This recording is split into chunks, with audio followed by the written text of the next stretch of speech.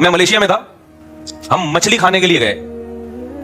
जिन मुल्कों में मैं गया हूं ना, जहां सुबह शाम मछली खाई जाती है, वहां मुझे अंदाजा हुआ कि मछली बहुत ज्यादा नहीं खाओ, दुम्बे खाया करो। मछली भी खाओ, बहुत जबरदस्त चीज है, डेली नहीं, डेली दुम्बा, गाय, बकरा।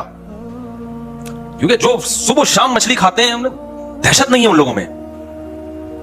कोयटा में जाओ दुम्बे, कोयटा में जाओ दुम्बे, पेशावर में जाओ दुम्बे। कोई मलेशियन पेशावर वाले पठान और कोयटा वाले पठान उसका हाथ पकड़ ले, वो मलेशियन छुड़ा के दिखाए। ये फर्क है दुम्बे में और मछली में। मछली भी खाओ, मैं नहीं कह रहा कि नहीं खाओ। किसी दिन मुझे खाता हुआ देख लिया तो क्लिप आ जाएगा मेरे खिलाफ, इसलिए मैं कह रहा हूं खाओ। ठीक है मेरे भाई, बच्चों को आदी डालो गाय के गोश्त का, दुम्बे और बकरे फोड़ने का आदी बनो। सबसे अच्छा तो बच्चों के लिए गाय का गोश्त है, सबसे अच्छा। हमारे नबी ने मछली इतनी नहीं खाई है। हमारे नबी की खुराकें सिलेक्टेड थी, अल्लाह की तरफ से मुंतखब थी। हमारे नबी ने ऊंट का गोश्त खाया है सबसे ज्यादा, फिर बकरा खाया है, दुम्बा खाया है।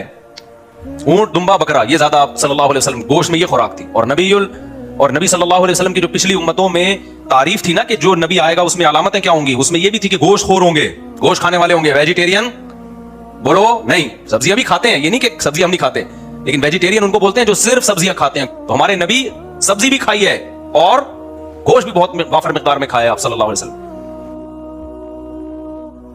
तो मलेशिया का मैं बता रहा था आपको, तो वो सुबह शाम मछली मछली मछली मछली, तो वो अजीब से हो गया। वो बात नहीं है जो आदमी के मुक्के में पावर होती है ना, जो एक आवाज में एक गरज होती है, और मुक्के में क्या होती है, एक बेचारा किसी को लगा के बताओ।